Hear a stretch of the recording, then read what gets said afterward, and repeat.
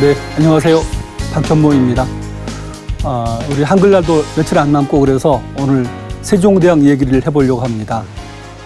우리가 워낙에 세종대왕은 친숙하고 또 잘하는 분 같지만 조금 들여다보면 세종이라는 사람이 어떤 사람이었고 그가 한글을 왜 만들었는지 또 그것의 어떤 의미 이런 부분들을 자세히 아는 경우는 많지 않은 것 같습니다. 그래서 오늘은 우리 역사에서 세종의 의미 한글 창제에 대해서 말씀을 드리고자 하는데요. 우리 역사 세종대왕이 오기 전과 즉위한 다음에 그런 엄청난 변화가 있는데요. 저는 한마디로 우리 역사는 세종시대 이전과 프리세종과 포스트 세종 이후로 나눌 수 있다고 생각을 합니다. 우리 역사의 바로 랜드마크가 세종인데요. 그걸 한번 몇 가지 예를 들어보겠습니다. 자, 첫 번째가 지도입니다. 여러분 우리가 잘 알고 있는 이 백두산이라는 것, 우리 영토에 대해서 보면요. 세종 이전에 만들어졌던 태종 2년인 1402년에 만들어졌던 혼일, 강리, 역대국 도지도라는 지도를 보면 그림 보다시피 분명하게 두만강, 압록강 경계가 불분명할 뿐더러 백두산이 보이지 않습니다. 그런데 세종 돌아가신 후 한 30년 후에 만들어진 성종 11년에 팔도 총도를 보면 분명하게 경계선이 있고요.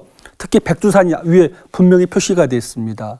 바로 백두산의 존재가 세종 이후로 이제 들어오게 되는데요.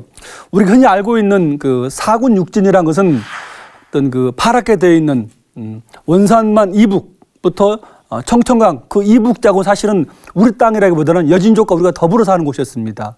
이것을 경흥, 경원 등등으로 해서 두만강 영역까지 군사 및 행정기지를 전진 배치시킨 것.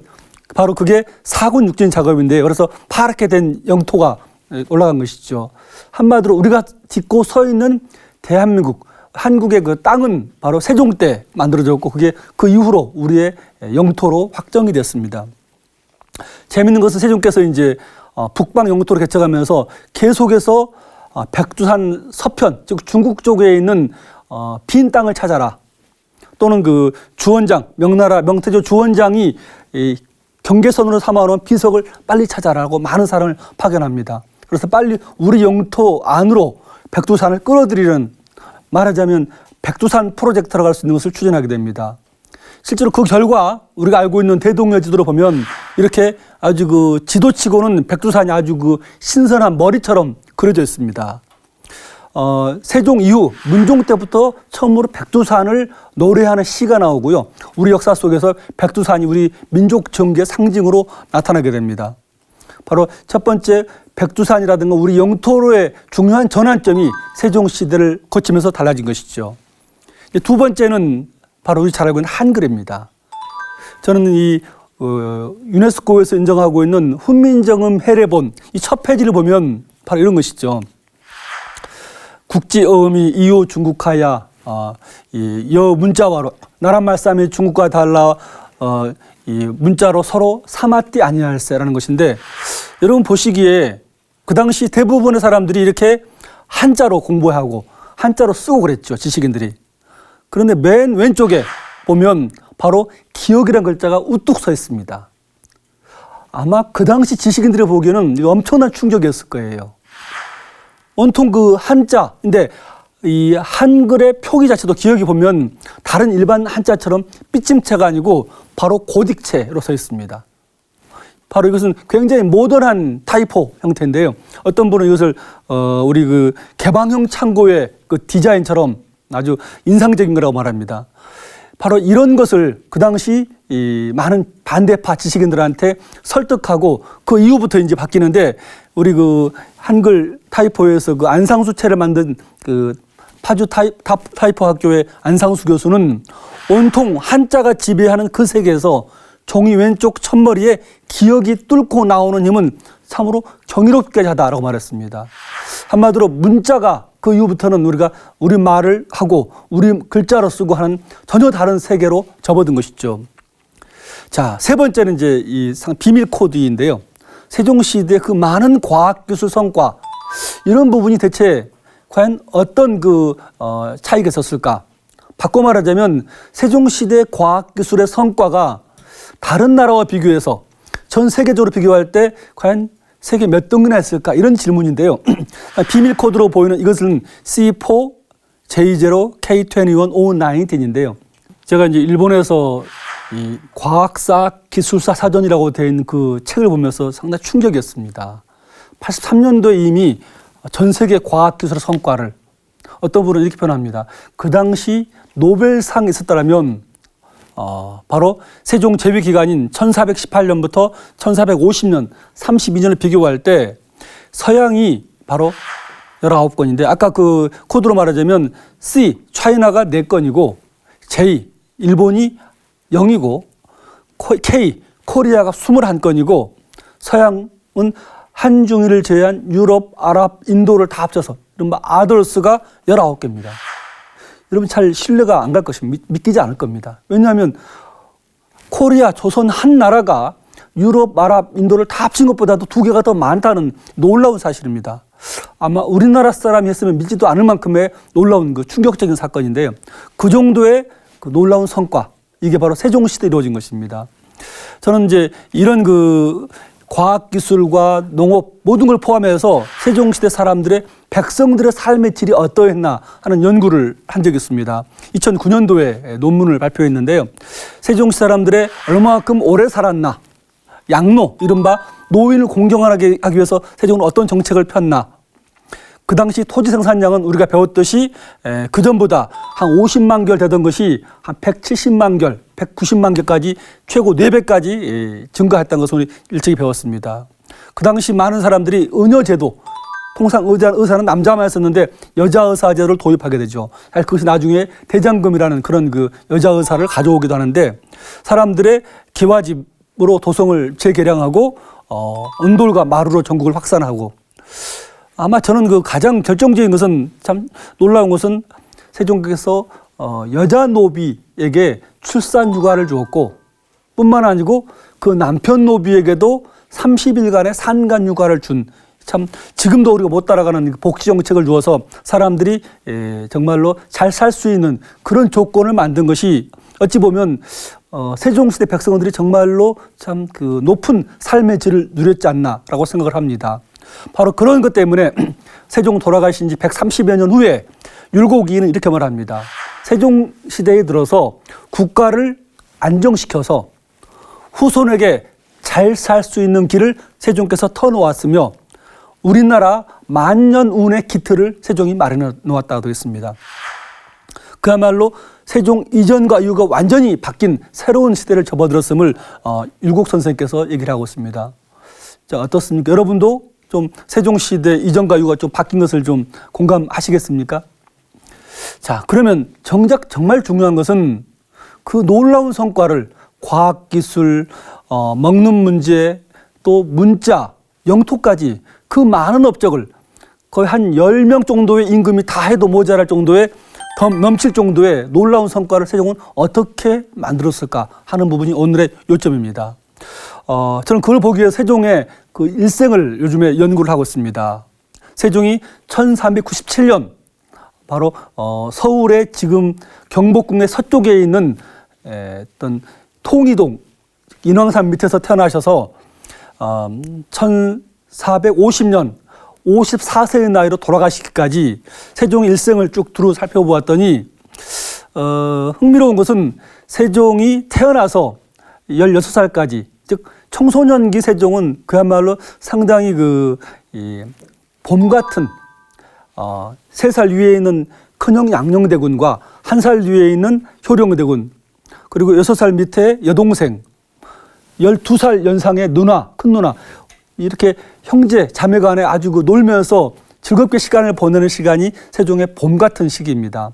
그야말로 인왕산에 어떤 별 보면서 꿈꾸는 소년 시절에 있고요. 세종이 이제 결혼하고 그리고 22살 때 왕이 되죠. 그렇지만 여전히 아버지 태종이 상왕으로 인사권, 군사권을 모두 쥐기 때문에 세종은 꼭두각시 같은 모습을 합니다. 자기 처갓집 박살나도 전혀 손도 못 대는 무기력한 남편이었죠. 그런 아버지 태종이 4년 5개월 만에 돌아가시고 나서 그 이후에도 세종은 계속 가뭄과 홍수 때문에 백성들이 말합니다. 차라리 양녕대군이 왕이 됐으면 괜찮을 텐데 저 바보 같은 맨날 공부만 하는 숭령대군 세종이 왕이 돼가지고 나라가 이 모양이다 라고 말을 합니다. 백성들의 지탄과 계속되는 가뭄, 혼자서 고민하다가 쓰러지고 거의 죽음의 문턱에 이르는 시기는 세종한테 아주 여름과 같은, 사실은 그 여름 동안에 곡식이 익어가죠. 과일이 자랍니다. 바로 세종은 그 시기에 뭘 했는가 보면 바로 이 집현전을 만들고요. 그 다음에 성균관 국립대학을 개혁을 해서 인재를 양성합니다. 사실 지금 오늘 이 방송을 듣고 계신 여러분들도 되게 20대의 나이인데요. 20대의 나이에 세종이 어떻게 했나를 보면 굉장히 고뇌가 많고 아주 여러 가지 불확실함 속에서 힘들게 시간을 버티고 있습니다. 세종이 뭐라 그러냐면 홍수가 들고 가뭄이 든 것은 사람의 힘으로 인력으로 어찌할 수 없는 것이다.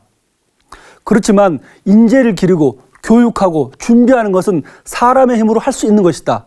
우리는 할 수 없는 것을 기대지 말고 할 수 있는 것에 최선을 다해서 장차 미래를 준비하자라고 말합니다. 지금 그 시기를, 여름 같은 시기를 세종이 잘 견뎌냈고 스스로를 성숙시켰기 때문에 바로 37살부터 49살까지 굉장히 많은 성과가 들었죠. 맨 처음 먹는 문제, 농사직설 프로젝트로 먹는 문제 해결되고 음악, 과학기술, 한글, 북방영도 전부 다 이 시기에 들어옵니다.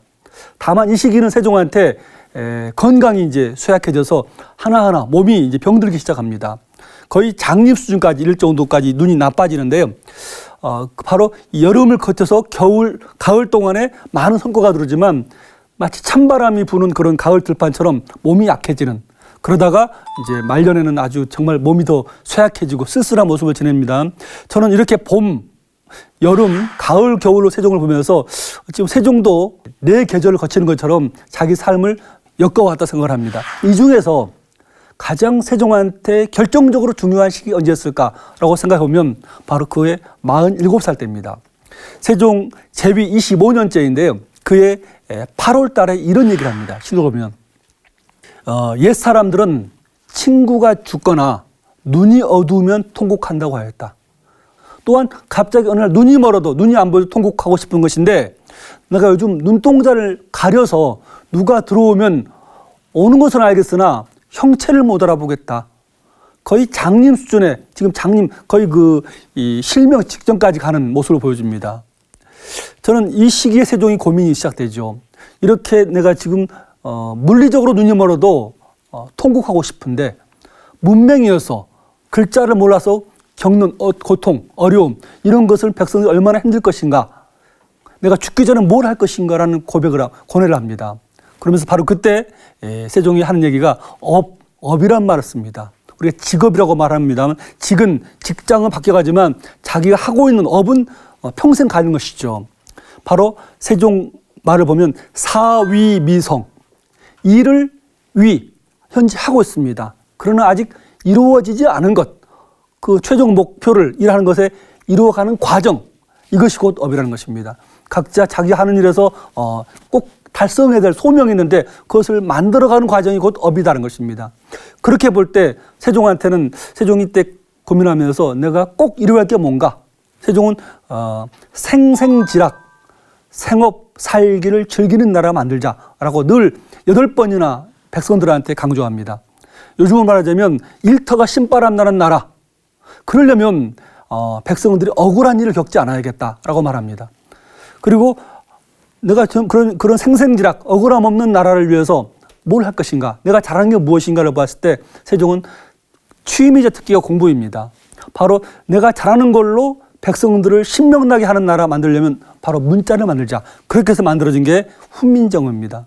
저는 그동안 세종의 업적을 따로 보고 세종의 일생을 따로 볼 때는 몰랐는데 같이 연결해 보았더니 세종한테 가장 힘들고 정말로 고통스러운 그 시기에 세종이 마지막으로 하고 있는 것이 문자를 창제하는 것이었습니다.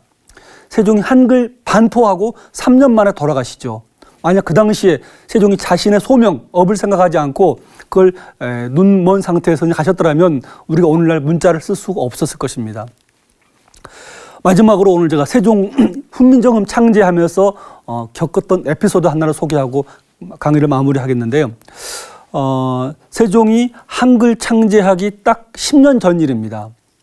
황해도 곡산에 사는 여자 양민 양노라는 여자가 사람을 죽였다는 혐의로 최종적으로 사형 집행을 결정해야 되는 게 세종의 일이었습니다.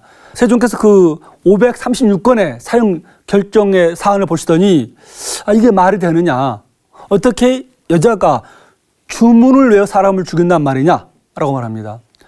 그래서 옆에 형조 관리한테 찾아가서 네가 빨리 가서 한번 뭔가 좀 석연치 않은 대목을 쓰니 알아보라고 말합니다. 그러자 형조 관리가 황해도 곡산에 가서 양노에게 물어봅니다. 네가 정말 사람을 죽였느냐? 예, 제가 죽였습니다. 어떻게 죽였는데? 예, 주문을 외웠습니다. 그래?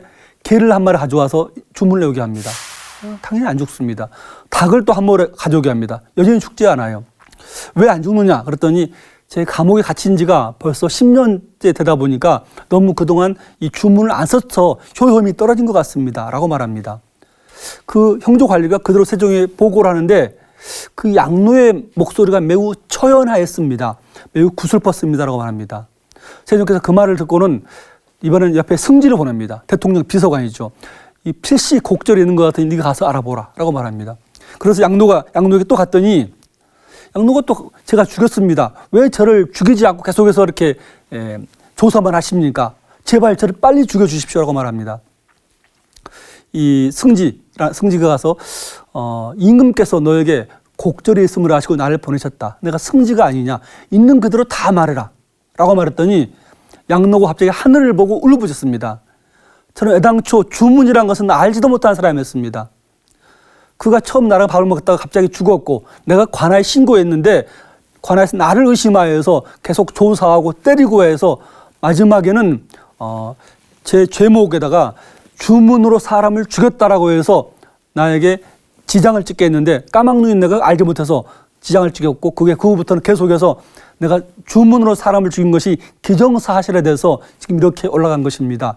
그러나 저를 빨리 죽여주십시오. 제가 그동안 감옥에서 맞은 매가 1,500대입니다. 10여 년 동안 나가지도 못하고 계속해서 매를 맞고 있는데 빨리 죽는 게 소원입니다. 라고 말합니다. 세종께서 최종적으로 그 보고를 들으시고 말합니다. 양노를 조사한 다음에 양노는 무죄, 그를 빨리 석방해서 먹고 살 수 있게 해주라. 그러면서 천하에 원통한 것이 호소할 데 없는 것이다. 자기가 짓지 아니한 죄를 문자를 몰라서 읽지 못해서 죄를 뒤집어 쓰는 것이야말로 얼마나 원통한 일이겠느냐. 내 백성 중에서 문자를 몰라서 억울하게 고통받는 사람이 없게 하겠다. 바로 이게 세종이 한글 창제 딱 10년 전에 있었던 양노 사건에서 얘기했습니다. 저는 이 이야기를 보면서 이 한글, 그 유명한 한글 창제가 백성들의 억울함을 해소하는 것에 초점이 있었구나. 흔히 원과 한을 같이 붙여 말하는데 두 가지는 다른 것입니다. 한은 갑자기 산이 무너지고 갑자기 바다가 넘쳐서 가족이 죽음을 당하는 것. 이게 바로 한이고 그걸 종교적으로 위로할 수밖에 없습니다. 그러나 원통할 원은 뭐냐면 그때 할 수 있었는데 피할 수 있었는데 길을 닦지 않아서 막지 않아서 판단을 잘 못 내려서 내 형제 부모가 팔을 잘리고 목을 잘려 죽었을 때 그게 바로 원통함입니다. 그건 할 수 있는데 하지 않은 것, 이게 바로 원인데요. 세종께서는 한은 어찌할 수 없지만 원 부분은 없도록 하자라고 말합니다. 그래서 백성들의 억울함을 위해서 한글 창제를 하는데 저는 이 양로 사건을 보면서 세종이 정말 건강한 공동체, 건강한 나라를 만들고자 했다 생각을 했습니다. 세종은 백성들에게 배려해서 그들의 아픔을 줄이려 하고 더 나아가서 백성들 스스로가 일어설 수 있도록 스스로 문자라는 권력을 가지고 일어서도록 하는 것, 그게 세종이 추구했던 건강한 공동체, 건강한 나라의 모습이 아닌가라고 생각을 합니다. 저는 그 세종의 그런 그 건강한 공동체를 위해서 어떤 자세로 세종이 일을 했나 그걸 고민하면서 여러분들에게 세종 오록을 하나 추천해 드리려고 합니다. 바로 범사에 온 마음을 기울여 다스리면 이루지 못할 일이 없다라는 말인데요. 한자를 보면 범사에 전치하면, 전자가 온전할 전자, 오로지 전자입니다. 호랑이가 토끼 한 마리 잡을 때라도 온 마음을 다해 집중하는 것처럼 하면 즉 무불성, 이루어지지 않는 게 없다라고 하는데요. 저는 바로 세종의 그런 마음이 한글 창제와 과학기술과 이런 것들을 다 이루지 않았나라고 생각하면서 여러분들이 군에 있는 시간 동안에 과연 내가 갖고 있는 정말 잘하고 좋아하는 게 뭔가, 내가 업으로 삼을 만한 게 뭔가를 깊이 깨닫는다면 여러분들 그 시간들이 정말로 귀중한 군 시간이 될 거라고 생각을 하고요. 더 나아가서 그런 발견한 일에 대해서 정말 치밀하게 준비하고 오로지 온 마음을 다해서 기울여 준비하는 그런 시간이 되기를 바랍니다. 그래서 이번 한글날에는 세종께서 양로를 풀어주고 그리고 한글을 만들고 여러 가지 업적을 남기는 그 오로지 집중하는 그런 마음을 한번 되새겨보는 그런 시간이 되기를 바라면서 오늘 강의를 마치겠습니다. 고맙습니다.